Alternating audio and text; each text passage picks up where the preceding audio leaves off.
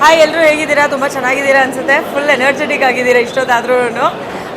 Cinema ತುಂಬ ಚೆನ್ನಾಗಿ ಬಂದಿದೆ. ವಿನಯ್ ಸರ್ ತುಂಬ ಚೆನ್ನಾಗಿ ಆ್ಯಕ್ಟ್ ಮಾಡಿದ್ದಾರೆ. ಆ್ಯಂಡ್ ಒಂದು ಸರಳ ವಿರಳ ಪ್ರೇಮ ಕಥೆ, ಒಂದು ನಮ್ಮ ನಾರ್ಮಲ್ ಲೈಫ್ನಲ್ಲಿ ಯಾವ ವಿಷಯ ಹೇಗೆ ನಡೆಯುತ್ತೆ ಅನ್ನೋದನ್ನ ನಾವು ಕಣ್ಣಾರೆ ನೋಡಬಹುದು. ಆ್ಯಂಡ್ ಹತ್ತಿರದಲ್ಲಿ ಇರೋ ವಿಷಯನ ನಾವು ಕೇರ್ ಮಾಡಲ್ಲ ಅಂತ ತುಂಬ ಈಸಿಯಾಗಿ ತೊಗೊಂಡು ತುಂಬ ಈಸಿಯಾಗಿ ಜೀವನ ನಡೆಸ್ತಾ ಇರ್ತೀವಿ. ಅಲ್ಲೇ ನಮಗೆ ಅತಿಯಾಗಿ ಪ್ರೀತಿ ಕೊಡೋರು ಇರ್ತಾರೆ ಅಂತ ಈ ಸಿನಿಮಾ ನೋಡಿದ್ರೆ ನಮಗೆ ಗೊತ್ತಾಗುತ್ತೆ. ಆ್ಯಂಡ್ ಸಖತ್ತಾಗಿರೋ ಲವ್ ಸ್ಟೋರಿ. ಎಲ್ಲರೂ ಮನೆಯಿಂದ ಹೊರಗೆ ಬಂದು ಲೀಜರ್ ಟೈಮ್ನಲ್ಲಿ ಸಿನಿಮಾ ನೋಡುವಂಥ ಸಿನಿಮಾ. ಸುನಿ ಸರ್ ತುಂಬ ಚೆನ್ನಾಗಿ ಡೈರೆಕ್ಷನ್ ಮಾಡಿದ್ದಾರೆ. ಆ್ಯಂಡ್ ಅವರ ಸಿನಿಮಾ ಅಂತಂದರೆ ಅದರಲ್ಲಿ ಏನೋ ಒಂದು ಅಂಶ ತುಂಬ ಚೆನ್ನಾಗಿರುತ್ತೆ.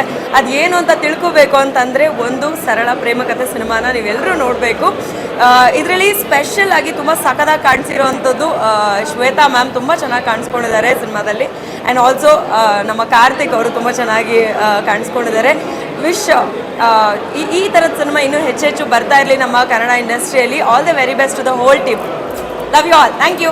ಬಾಯ್. ಈಗ ತಾನೇ ನನ್ನ ಬ್ರದರ್ ಆದಂಥ ವಿನಯ್ ರಾಜ್ಕುಮಾರ್ ಅವರ ಸಿನಿಮಾ ನೋಡ್ಕೊಂಡು ಬಂದಿದ್ದೀನಿ. ಒಂದು ಸರಳ ಪ್ರೇಮ ಕಥೆ.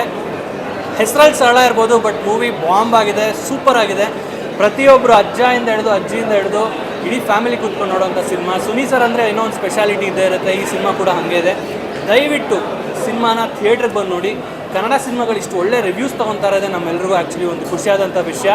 ವಿನಯ್ ರಾಜ್ಕುಮಾರ್ ಅವರಾಗಿರ್ಬೋದು, ಸುನಿ ಸರ್ ಆಗಿರ್ಬೋದು, ವೀರ್ ಸಮರ್ಥ್ ಸರ್ ಆಗಿರ್ಬೋದು, ಎಂಟೈರ್ ಟೀಮ್ ಅವ್ರು ಹಾರ್ಡ್ ವರ್ಕ್ನ ಮಾಡಿದ್ದಾರೆ ಸಿನಿಮಾಗೆ.